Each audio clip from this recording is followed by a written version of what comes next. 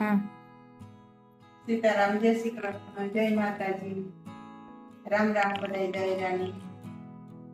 આજ મારે હે ને કારેલાનું શાક બનાવવું અલગ જ પહેલેથી. ત્યાં બી કાઢવાની અલગ રીત છે. જો આપણે અહીં બી કાઢીએ ને સમસ્યાથી અંદરથી, તો આ શીરા ન પાડવા પડે ને આપણે મસાલો ભરવામાં મસાલો નીકળે ન જાય. ટૂંકમાં અહીં બી કાઢી નાખીએ તો બધા બી નીકળે જાય અંદરથી.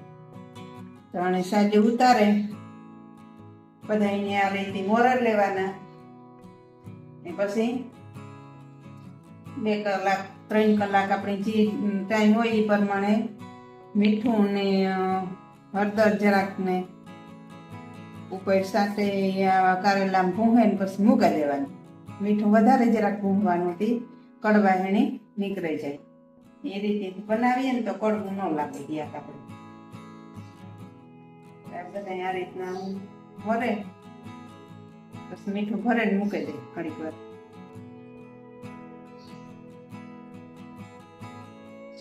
મીઠું લઈ લેવાનું, વધારે લેવાનું મીઠું, એમાં બફવા બધું થઈ જાય, નીકળી જાય. હે ને આજથી આ કાઈમાં અંદર ને આમાં બધાયમાં ભૂંગવાનું ગ્રીસ લેવાની ભૂલાઈ ગઈ. ચાલો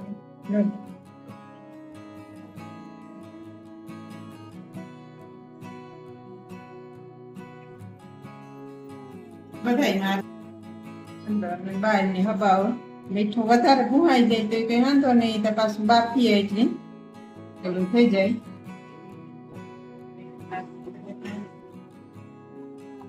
વધારે કડવું ન લાગે. પછી ત્યાં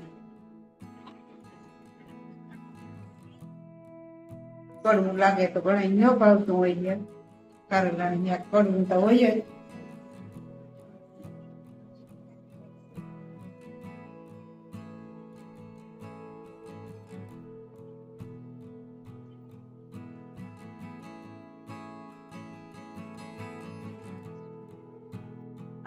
આ રીતનું મીઠું ભૂને ને 2 કલાક મૂકા દેવાના, પછી બાફવાના. બાફવામાં ખાલી થોડીક વાર તો જ્યાં કારેલા બફાઈ ગયા, ખાલી 3-4 મિનિટ જ બેઠ્યા, હવે એકદમ ઓલા નથી થયા. પણ આ રીતના રાખીએ ને તો અસલ શાક બને. કારણ બધાની 2-3 પાણી બાફે ને પછી પાછા ધોવે લીધા. એ પછી મસાલો બનાવવાનો છે. આ ધાણા લીધા, આ લસણ હે ફોલેલ, પછી આ લીંબુ હે, અને થોડી ખાંડ નાખવી, આ મસાલાનો લોટ હે, પછી આ બીજા મસાલા આપણે કાયમ શાકમાં નાખતા હોય એ ગરમ મસાલો નાખીએ. તો મસાલો બનાવે ને આપણી પાછો દેખાડીએ. જ્યાં ધાણા નાખ્યા ત્યાં લસણ ને પાવડર ચટણી નાખ્યું 2 ચમચી તો જેમકી હે 2 ચમચી નાખી. એમાં પછી ફાફડી ગાંઠિયાનો ભૂકો કૂટાડે એમ કર્યો. એ આ ભેગો લસણ ને ચટણી ભેગું કૂટાડે નાખ્યું. એવીમાં આ ગરમ મસાલો છે,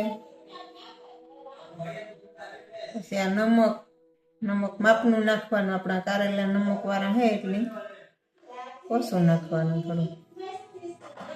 પછી આ ધાણા જીરું પાવડર,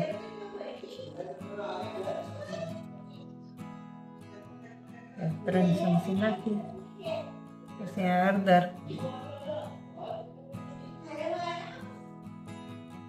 પછી આ હિંગ છે. હિંગ યમન ઉમાં વઘારમાં નાખવાની, આમાં નાખવાની. 1 ચમચી ખાંડ નાખી, થોડીક વધારે નાખીએ. ગળ્યું ન લાગે, ખાલી કડવું ન લાગે એ માટે.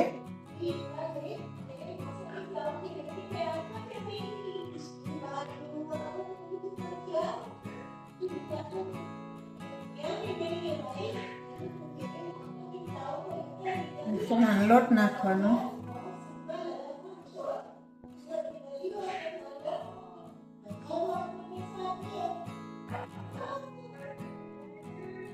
આપણે આપણી જેવું ભરીને ખાવું હોય એવું નાખવાનું. અમારે ત્યાં વધારે નાખીએ ચણાનો લોટ.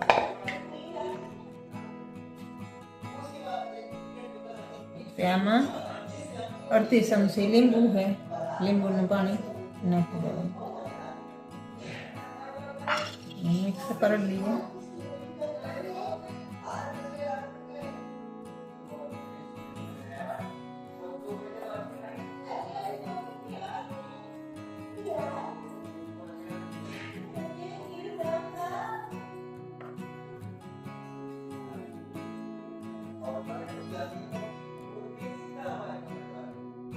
થોડોક ચણાનો લોટ નાખી દેજો. આપણે હે ને આ ગરમ તેલ કર્યું, એમાં આપણે ગરમ તેલ જ નાખવાનું મસાલામાં. મસાલો આપણો કાસો ન રહે, કાસો ન લાગે. માપનું નાખવાનું તેલ. તગતું હે જરા ચમચેથી આપણે કેરવી લઈએ.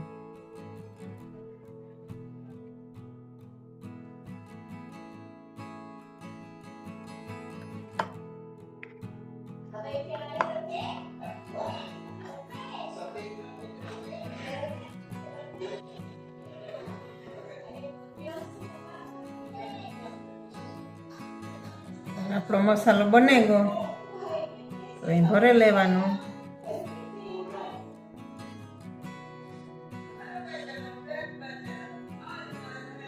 એમાંથી આપણે મસાલો નીકળે નહીં એ રીતના હજુ ખરે કટ કરે ને બી આપણે કાઢી નાખ્યા કે આમાંથી મસાલો આપણો નીકળે ની અંદર જ રહીએ ને સડાઈ જાય.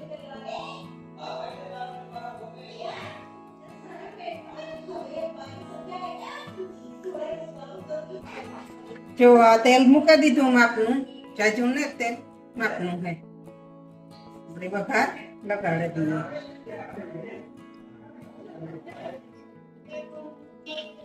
રાયું નાખીએ.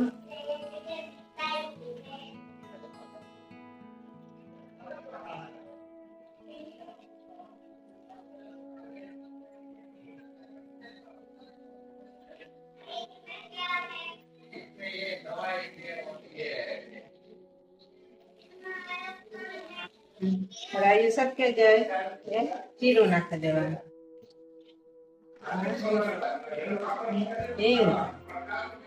આ બે ટમેટા મોયા હતા અને આપણો મસાલો થોડોક બનાવ્યો હતો એ વધ્યો હતો, એનો આપણે વઘાર નાખી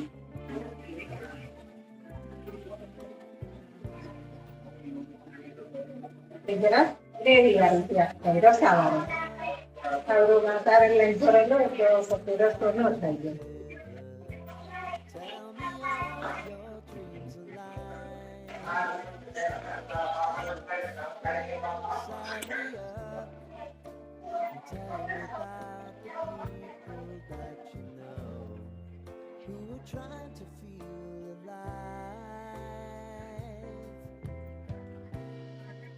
જે આપણા ટમેટા વઘારાઈ ગયા એમાં આપણે મસાલો ભરેલ કારેલા નાખી દેવાના.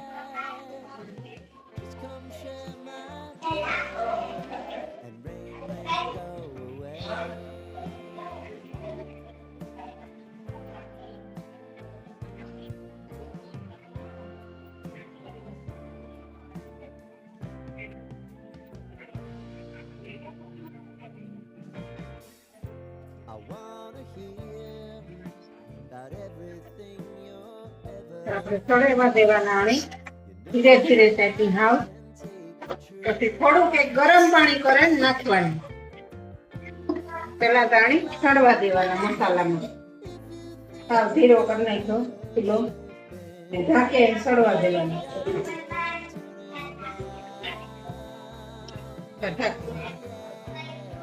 હલાવતું રહેવાનું એક વાર ફ્રીજમાં સળવા દે.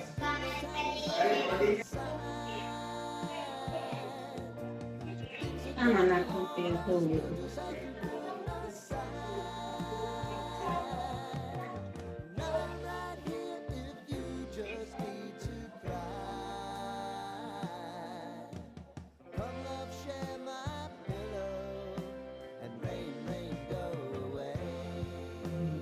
ગરમ પાણી કર્યું એ નાખી દઈએ આપણે પણ કારેલા ધીરે ધીરે કાઢી તેલમાં સડવા દીધા અને પછી પાણીમાં સડાઈ જાય. અને અમારે બધા નહીં રસાવાનું શાક ભાવે તો અમે રસાવાનું કરીએ ને કોરું થાય પાણી ન નાખીએ તો તેલમાં સડાઈ જાય.